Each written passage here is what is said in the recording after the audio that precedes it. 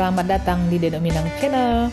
Kali ini kita akan membahas kisah 3 orang miliuner yang pernah dibuang orang tuanya saat masih bayi. Nah, pasti penasaran kan?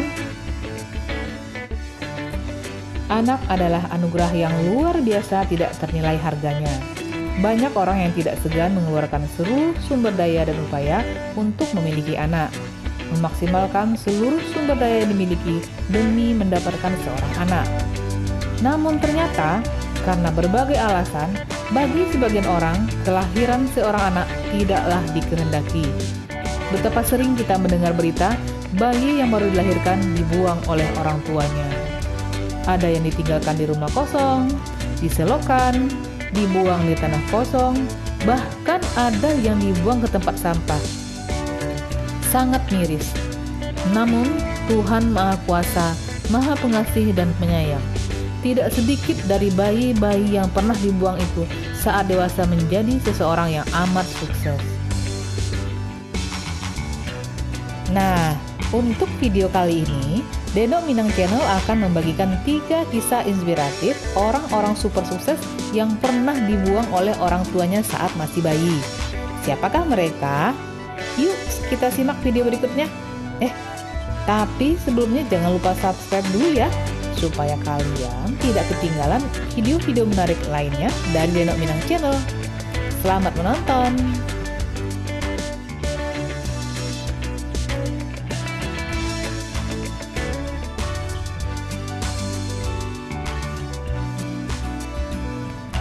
Liza Verbitskaya. Liza Verbitskaya dibuang oleh ibunya saat usianya 1 tahun. Dia ditinggalkan begitu saja di rumah yang awalnya ditempati bersama kedua orang tuanya. Namun, ketika orang tuanya pergi, Liza ditinggalkan di rumah kosong tersebut. Mengutip See It Live, Liza ditemukan terbaring di lantai kotor dengan badannya yang dingin. Dia akhirnya dirawat di rumah sakit. Saat itulah dia bertemu dengan seorang wanita baik hati yang akhirnya mengadopsinya, bernama Ina Nika. Liza sempat mengalami trauma. Dia masih belum bisa mengunyah makanan dan berjalan saat usia 2 tahun. Bahkan, dia juga selalu ketakutan ketika mendengar suara keras. Untuk membantu putrinya, Ina mendaftarkan Liza ke kelas menari.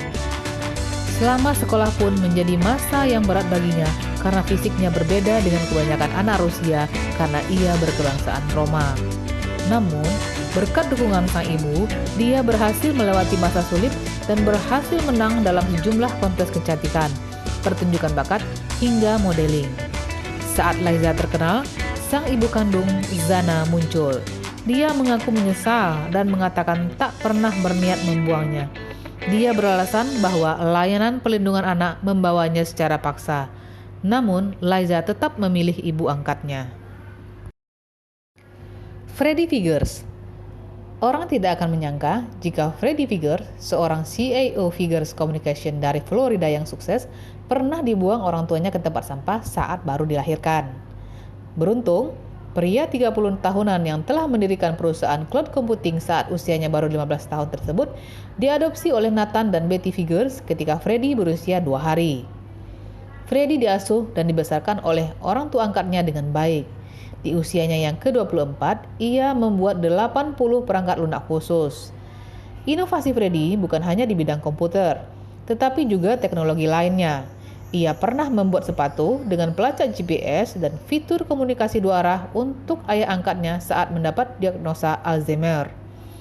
Produk sepatu tersebut bahkan dihargai 2,2 juta US dollar oleh sebuah perusahaan dari Kansas. Saya bisa mengangkat telepon dan berkata, "Hai ayah, kamu ada di mana?" Dan dia tidak perlu melakukan apa-apa, hanya bersandar dan berbicara di sepatunya, dan saya dapat melacak lokasinya, ujar Figures ketika dilansir oleh Bored Panda. Pria yang lahir di Quincy, Florida ini bisa menghasilkan keuntungan sebesar 62 juta US dollar atau sekitar 873 miliar dari perusahaan yang dirintisnya. Caroline Tan Bee Kim. Lebih dari 30 tahun yang lalu, Caroline Tan Bikim atau Tan merupakan anak ke-6 dan dibuang oleh orang tuanya ke tempat sampah. Untungnya, salah seorang pengasuh bayi ada yang menyadari dan membawa anak itu tinggal di rumahnya. Beberapa tahun kemudian, Tan diadopsi oleh keluarga yang luar biasa dan tumbuh dengan sangat dicintai. Ketika dia berusia 11 tahun, orang tua angkat Tan mengatakan kebenaran tentang asal-usulnya. Saat itu Tan cukup terpukul dan memengaruhi emosinya. Saya benar-benar kesal. Ada banyak emosi dan saya terus bertanya pada diri sendiri. Mengapa orang tua kandung saya tidak menginginkan saya dan meninggalkan saya seperti itu? Perasaan itu bertahan sekitar 1 bulan. Setelah itu, saya mengatasinya karena saya memiliki orang tua angkat yang sangat hebat dan sangat menyayangi saya, katanya, dikutip oleh Asia One. Dia sangat dekat dengan nenek angkatnya yang merupakan koki dan mengelola tempat makan yang menjadi warisan turun-temurun di Bukit Mertajam, Penang. Pada usia 15 tahun, Tan sudah mulai belajar memasak. Dan 2 hari sebelum nenek meninggal dunia, saat dia berusia 17 tahun, dia mendapat pesan yang isinya bahwa sang nenek memintanya untuk membuka restoran dan melanjutkan warisannya. Tan pun mencoba untuk mewujudkan keinginan neneknya dan menghabiskan waktu sekitar 1 dekade berikutnya untuk bekerja sebagai konsultan pajak di firma akuntansi besar. Bahkan saat karirnya berkembang pesat, di usia 30 tahun atau pada 2018 lalu, dia akhirnya merealisasikan impian sang nenek. Dia telah membuka Apa Bistro dan bar di kawasan Telawi di Bangsar, Kuala Lumpur. Restoran tersebut cukup terkenal dan menyajikan hidangan khas neneknya serta beberapa menu baru eksperimentan. Demikianlah 3 kisah milioner yang pernah tidak dikehendaki oleh orang tuanya di saat mereka masih bayi. Semoga ada pembelajaran yang bisa kita ambil dari kisah ini ya. Nah, teman-teman, demikianlah video kali ini. Semoga bermanfaat ya. Jangan lupa like and share supaya teman-teman lainnya juga mengetahui kisah ini untuk inspirasi bahwa Tuhan tidak akan pernah menelantarkan umatnya selagi kita bertawakal, dan hendaklah kita senantiasa bersyukur dengan segala nikmat yang pernah kita terima. Sampai jumpa.